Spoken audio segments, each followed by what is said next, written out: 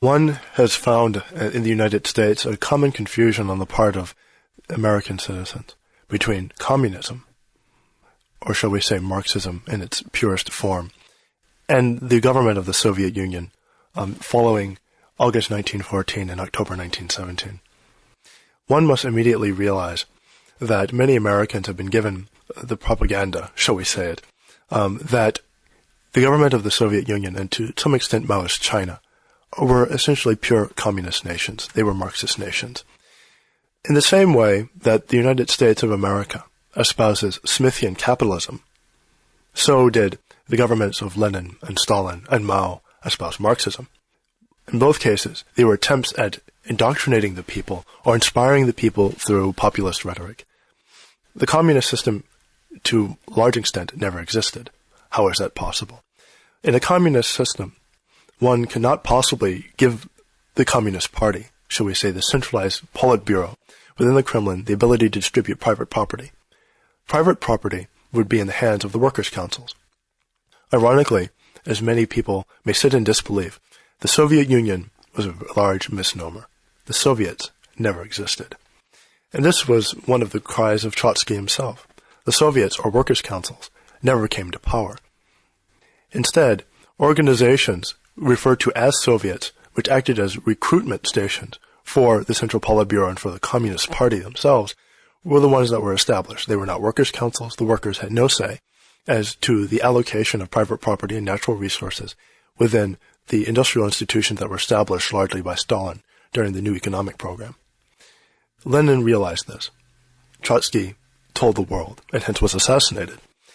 The Leninist system essentially became as much of a bureaucratic, or shall we say bourgeois autocracy, as any of the bourgeois autocracies that Lenin himself opposed. It became a dictatorship of councils, and it became a dictatorship of the Communist Party, wherein it was the party's responsibility to allocate private property, never in the hands of labor. This fact has been obfuscated, has been muddled in the waters of propaganda in the capitalist West, which is, of course, not truly Smithian capitalist, as a lot of us already know, and I will talk about later, hopefully.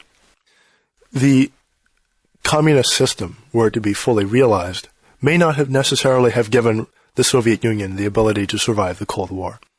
The Leninist state capitalist system, and shall we say the Stalinist state capitalist system, was highly inefficient. It was highly inefficient in its ability to deliver goods and distribute them throughout the Soviet Union. Even public works efforts such as the Trans-Siberian Railway and other large-scale public works programs, though in an attempt to establish the infrastructure needed for an autocratical economic system, were in and of themselves failures. If it is impossible to establish the foundations and infrastructure needed for an industry to begin with, and for an autocratical industry at that, because we have found that the Politburo, the Communist Party, was not interested in the convertibility of the ruble, the ability to first isolate a system and then not provide the ability to distribute goods is immediate economic suicide.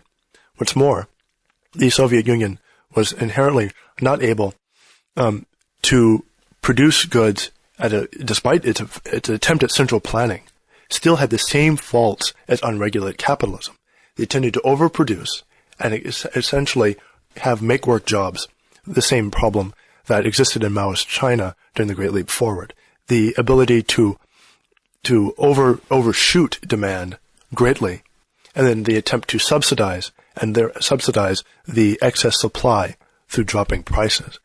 These obviously eliminated the Soviet Union's ability to ever have an economy that grew other than through forcible state planning. The political aspects of subjugation and open oppression of both dissidents within the Soviet Union and within its satellite and client states made it inherently unpopular. And let us begin immediately to divorce the politics of the quote-unquote communist system from its economic failings. Let's immediately begin to realize that communism and socialism were used as banners to appease, or shall we say used as propaganda, to appease the peoples of Czechoslovakia, Poland, Eastern Germany, etc., etc. They were not truths, no more so than the freedom and, shall we say, freedom and capitalism arguments of the West are no more lie in truth.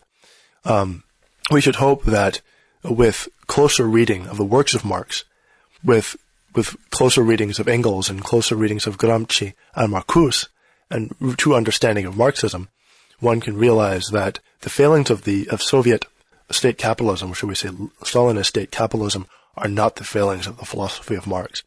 Neither are the failings of Maoist China necessarily the failings of Marx.